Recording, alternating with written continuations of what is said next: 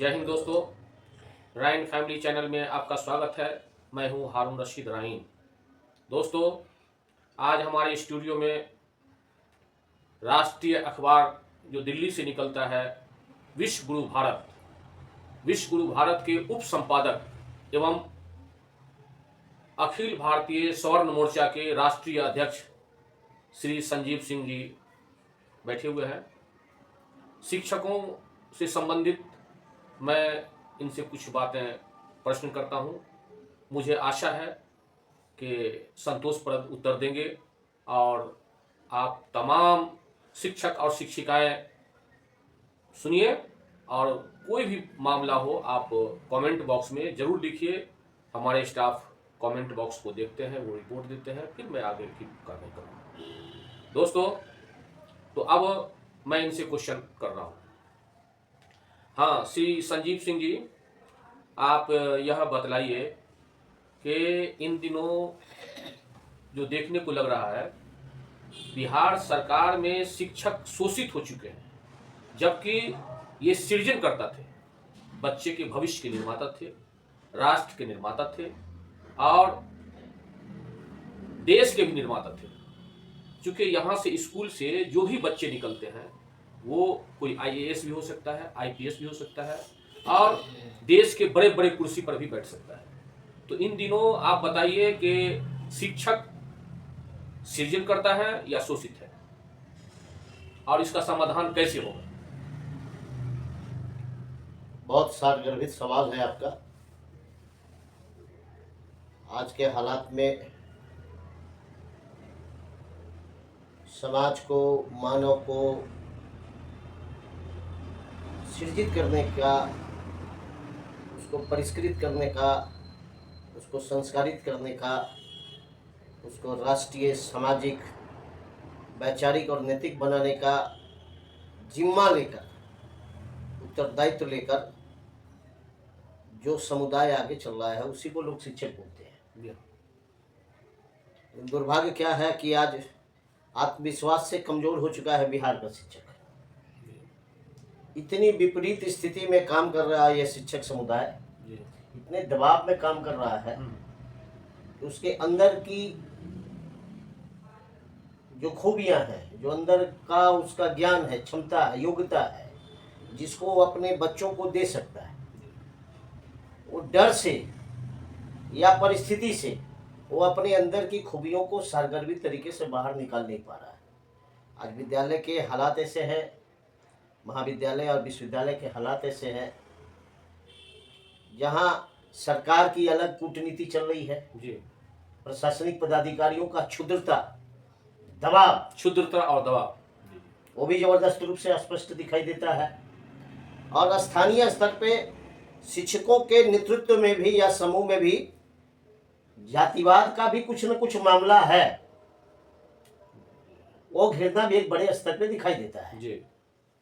शिक्षक अपने अंदर की खूबियों को अगर बच्चों तक दे पाते, वो कला हो, संगीत हो, शिक्षा हो, नैतिकता हो, विचारधारा हो, सामाजिकता हो, राष्ट्रवाद हो, मानवतावाद हो, तो संभवतः हमारा बच्चा आज बिहार का, देश का और ज्यादा बेहतर होता जी। इन तमाम परिस्थितियों में शिक्षक समुदाय जो है जी, वो अपनी खूबियों को निकाल नहीं पा रहा, वो तनाव में रहता है। ऊपर का आदेश है कि इतने बजे तक ही आके आपको अंगूठा लगा देना है या आपको मोबाइल से फोटो खींच के दे देना है। ऊपर वाला सिस्टम का डेवलपमेंट वह करवा नहीं पा रहा है या कर नहीं पा रहा है, या स्वयं की जिम्मेवारी नहीं ले रहा है कि वो विद्यालय भवन सही से है या नहीं है, वो कक्षा सही से है या बना हुआ नहीं है, कुर्सी टेबल बच्चों की संख्या के अनुकूल वहाँ है या नहीं है, ठीक है, वहाँ लाइट की व्यवस्था सही से है कि नहीं है। इन तमाम चीजों की समुचित जिम्मेवारी जो बिहार सरकार के शिक्षा विभाग को स्वयं अपने मत्थे पे लेना चाहिए था, और लेकर उसको अभी तक बिल्कुल चुस्त और दुरुस्त स्थापित कर देना चाहिए था, ताकि कोई शिक्षक अगर जाए तो शौक से जाए कि मेरे विद्यालय का ये रौनक है, उस विद्यालय में हमारा ये कक्षा है, ठीक है, इस कक्षे में बच्चे भी बड़े शौक से आते विद्यालय कि भाई हमारा ये खूबसूरत विद्यालय है, बेहतरीन हमारा कक्षा है, बैठने की इतनी अच्छी व्यवस्था है, ब्लैक बोर्ड हमारा इतना खूबसूरत और इतना आधुनिक तकनीकी का बना हुआ है, ताकि पढ़ने वाले को भी रुचि हो, पढ़ाने वाले को भी रुचि हो, ठीक है, ये रुचि खत्म होता जा रहा है। मेरी बात को समझ के चलिएगा, ठीक है। फिर अलग अलग विषय है, फिर बीओ का शोषण है, जिला शिक्षा विभाग के कार्यालय के जो कर्मचारी हैं या पदाधिकारी हैं, फिर उसके स्तर का शोषण है, ठीक है। मिड डे मील के जो पदाधिकारी है, ठीक है, उसके द्वारा अलग प्रकार का लूटपाट है, उसका दबाव रहता है। तो शिक्षक खुले तौर से शिक्षा देने के लिए जो नियुक्त होते हैं वो अपने ही विषय का या अपने परिस्थिति का निर्माण नहीं कर पा रहा है, दे नहीं पा रहा है शिक्षा, ठीक है, उसका शोषण हो रहा है, वो साजिश का शिकार है, ठीक है। पहले क्या होता था, एकल विद्यालय थे, गुरु पद्धति थी शिक्षा का। एक गुरु जी है, उनका एक विद्यालय है, वो भले झोपड़ी ही सही, उस समय का वही ढांचा था, वही सर्वोत्तम था। तो तरीका था किस तरीके से आपको आना है, यहाँ बैठना है, गुरु जी आएंगे और आज जो है नैतिकता के विषय पे, वैचारिकता के विषय पे, मानवता के विषय पे अलग अलग दिन अलग अलग विषयों की शिक्षा होती थी, सामाजिकता का, व्यवहारिकता का। तो उस समय बड़े बड़े दक्ष रथी महारथी लोग निकला करते थे। आज भी निकालने की क्षमता है शिक्षकों में, लेकिन उसको ना तो अच्छा ज्ञान देने का माहौल मिल पा रहा है, तो अपनी खूबियों को निकाले उसके लिए ना तो विद्यालय की परिस्थिति उसको सहायक और साथ हो पा रही है, ठीक है, ना तो वो पूरा एटमॉस्फेयर ऐसा है जिसमें उत्साहित होकर वो पढ़ा पाए। टेंशन में आज शिक्षक समुदाय जाता है, ठीक है, चाहे वो पैसे का मामला लेकर हो, चाहे उपस्थिति का मामला लेकर हो, चाहे अपने स्थान से जिस जगह वो पढ़ा रहे हैं वहां रोज के आने जाने की सहूलियत और समस्या के मामले को लेकर हो, ठीक है। इन तमाम चीजों को बिहार सरकार, बिहार का शिक्षा विभाग गंभीरता से लिया नहीं है। क्या दिक्कत है भाई साहब, जिसका जो प्रखंड क्षेत्र है उस प्रखंड क्षेत्र में जो भी विद्यालय है उस विद्यालय में यही शिक्षक अगर पढ़ाएंगे तो वहां क्या शिक्षा खराब हो जाएगी? तो फिर ऐसा विशेषकर जो है महिलाएं जो है 400 किलोमीटर 500 किलोमीटर, आप जो है बक्सर का है तो किशनगंज है, और किशनगंज है तो आरा छपरा है, बेतिया है तो इधर माने भागलपुर है। इतना इतना दूर सरकार जो है मतलब नियुक्ति कर दिया है कि जैसे दरभंगा के कुशेश्वर स्थान में एक शिक्षिकाएं आत्महत्या कर दी। तो सरकार जो है डॉक्टर एस सिद्धार्थ साहब ने भी कहा कि महिलाओं को, बीपीएससी शिक्षक शिक्षिकाओं को जो है अपने गृह प्रखंड में एक कर देंगे। नियम बनाया कुछ और कर रहे हैं कुछ। मतलब आज तक बीपीएससी शिक्षक शिक्षिकाओं को ही माने लॉलीपॉप दिखाता गया, और इसमें जिस तरह से लगता है कि शिक्षा व्यवस्था जिस तनाव के कारण चौपट हो गया, इसमें कुछ सुझाव दीजिए कि सरकार ये जो सवाल आपने रखा है, जो सत्य आपने रखा है, ये बहुत जहरीला है, बहुत दुखदाई है। जी जी, हमने कहा ना कि अपने ही प्रखंड में अगर उसका आप स्थानांतरण कर देते हैं तो क्या वो जो शिक्षा देंगे वो काम का शिक्षा नहीं होगा? बिल्कुल होगा, उपयोगी नहीं होगा। तो क्यों नहीं उन शिक्षक शिक्षिकाओं को उनके प्रखंड मुख्यालय में, वहाँ के विद्यालय में, ठीक है, या अनुमंडल के स्तर के ही मुख्यालय में आप उसका तबादला क्यों नहीं कर देते, ताकि वो मानसिक प्रताड़ना से, ठीक है, पारिस्थितिक यंत्रणा से वो मुक्त होके स्वेच्छा से, आराम से तैयार भी हो। क्योंकि कभी जाड़ा, कभी बरसात, कभी गर्मी, मौसम भी व्यक्ति को अनुकूल होने नहीं देता है, उसके अनुसार लोगों को ढलना पड़ता है। और कोई व्यक्ति यहाँ अकेला भी है नहीं, लगभग सब परिवार से जुड़े हुए हैं, ठीक है। तो परिवार से जुड़े रहने का दायित्व भी होता है, ठीक है, या पुरुष है या महिला, महिलाओं को तो ज्यादा है, ठीक है। तो उस दायित्व को समझना भी पड़ेगा सरकार को कि महिला को पारिवारिक दायित्व भी है, बच्चों का भी दायित्व है, ठीक है, और वो पारिवारिक दायित्व से वो मुक्त नहीं हो सकती है, भले वो शिक्षिता हो गई है। इसका क्या मतलब है? आप वो बिहार सरकार कह सकती है, मुख्यमंत्री, शिक्षा मंत्री या फिर निदेशक या सचिव कह सकते हैं कि आप अपने पति को और बच्चे को भोजन बना कर दे, खिलाओ, केवल स्कूल लाओ, पढ़ाओ और घर जाओ, ठीक है, आपको वो काम नहीं करना, वो कह सकते हैं क्या?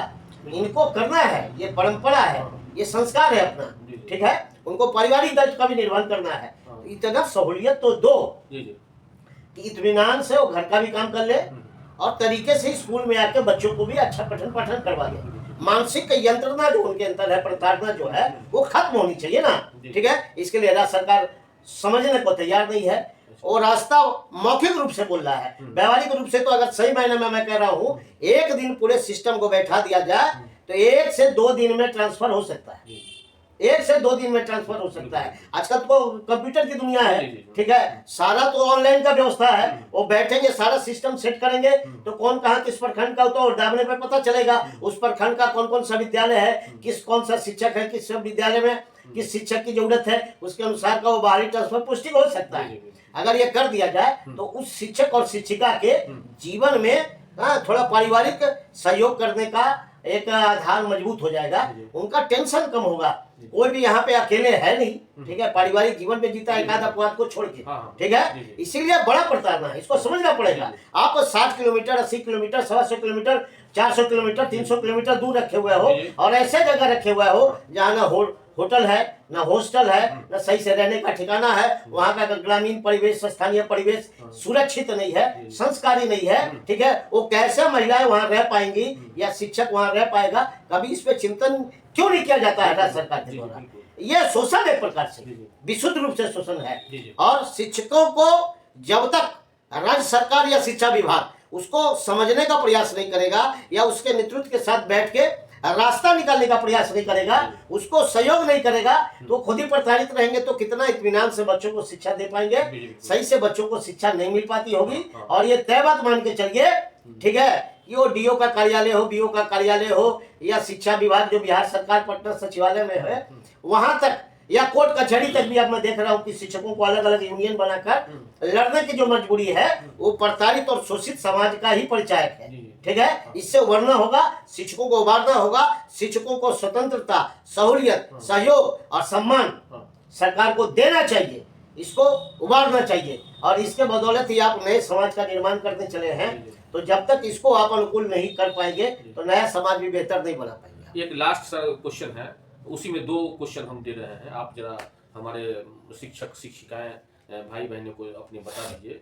सर, बीपीएससी शिक्षक शिक्षिकाओं को जो बहाली हुआ तो सरकार इनको मेडिकल छुट्टी अभी तक नहीं दे रहा है, एक क्वेश्चन ये हुआ।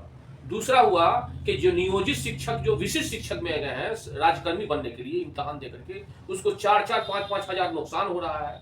अब शिक्षक शिक्षिकाएं जो है सोच रहे हैं कि हम क्या करें, इसमें कुछ बताइए। एक तो शिक्षकों के बीच में विभिन्न प्रकार की वेतन विसंगति भी है, जी जी, ठीक है।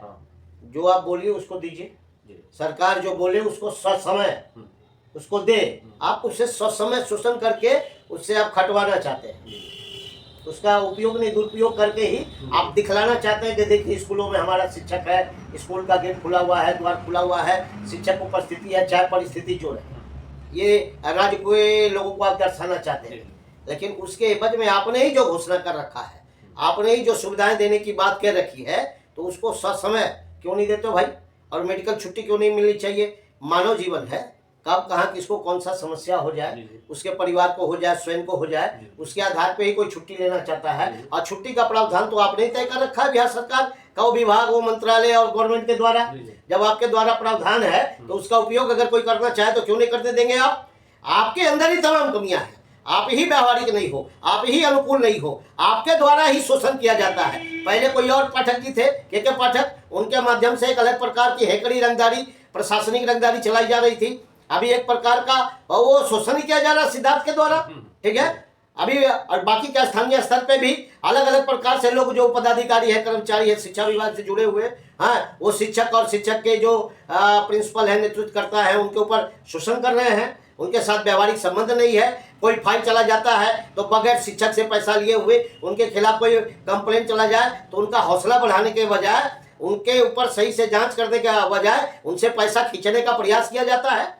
हाँ, चाहे वो जिला शिक्षा का कार्यालय हो, चाहे प्रमंडलीय शिक्षा का कार्यालय हो, हाँ, ये तमाम जो लूटपाट का केंद्र आपके द्वारा स्थापित है, राज्य के मुख्यालय तक स्थापित है। आप ही अपने कानून, अपनी योजनाएं, अपने घोषित किए गए वेतन को सही समय पे नहीं देते हो। आप ही के द्वारा सारा कुछ गलत काम हो रहा है। शिक्षक को तो सहलाने की जरूरत है, शिक्षक के साथ खड़े होने की जरूरत है, शिक्षक को समझने की जरूरत है। और बिहार का सबसे बड़ा नेतृत्वकर्ता अगर कोई प्रशासनिक और सरकारी वर्ग है तो शिक्षक है। उसके साथ अन्याय नहीं होना चाहिए, उसके साथ खिलवाड़ नहीं होना चाहिए। और ये जो हो रहा है वो नीतिगत नहीं हो रहा है। आप परीक्षा भी लेते हो, क्वेश्चन पेपर आउट हो जाता है, कहीं पे बाद में क्वेश्चन देते हो, कहीं पहले क्वेश्चन छीन लेते हो। इस प्रकार के जो तमाम खेलमेल होते हैं ये सही नहीं है। आप सही से विभाग नहीं चला पा रहे हो, आप सही से सिस्टम को नहीं चला पा रहे हो। दोषी आप हो भाई, बिहार सरकार का शिक्षा विभाग, बिहार सरकार के शिक्षा मंत्री हो या बिहार सरकार का मुखिया हो, आप दोषी हैं। आप सुधार नहीं करवा पा रहे हैं। और शिक्षकों पे तो इसलिए आरोप लगता है कि पेशेवर शिक्षा का दौरा पड़ा है, ठीक है, कोचिंग का दौरा पड़ा है कि कोचिंग में लोग अगर बच्चों को भेजते हैं इसलिए कि सही शिक्षा अगर उसको स्कूल में मिल जाती तो कोचिंग में क्यों देते। आप ही शिक्षकों को तंग करते हैं, शिक्षक ही यहाँ पे परेशान रहता है। खुद सरकारी स्कूल में काम करने वाला शिक्षक अपने ही बच्चे को प्राइवेट स्कूल में क्यों पढ़ाता है? कभी आपने सोचा है, कभी चिंतन किया है? आपको चिंतन करना चाहिए। बिहार विधानसभा पे इस विषय पे चिंतन होना चाहिए, विधान परिषद में चिंतन होनी चाहिए, बुद्धिजीवियों को बैठा के चिंतन होनी चाहिए। और आपके बिल्डिंग तो अच्छे होते जा रहे हैं, व्यवस्थाओं में कुछ सुधार तो होता जा रहा है, लेकिन आप विधिवत सुधार जब तक नहीं कर पाइएगा सभी चीज पे, शिक्षकों का समुचित और पूरे तरीके से शोषण बंद नहीं करवा पाओगे, उसको आप सहूलियत नहीं दे पाएंगे, तब तक शिक्षा में सुधार की आशा करना बेमानी है, बेकार। बहुत बहुत शुक्रिया संजीव सिंह जी, आप हमारे स्टूडियो में आए। दोस्तों, ये श्री संजीव सिंह जी जो बोले हैं उसमें आपको क्या समझ में आया और क्या होना चाहिए, मैं इनसे गुजारिश करूंगा कि फिर हमारे स्टूडियो में आएंगे। दोस्तों, अब मैं अपनी बातें समाप्त करता हूं, इजाजत दीजिए। जय हिंद, जय भारत।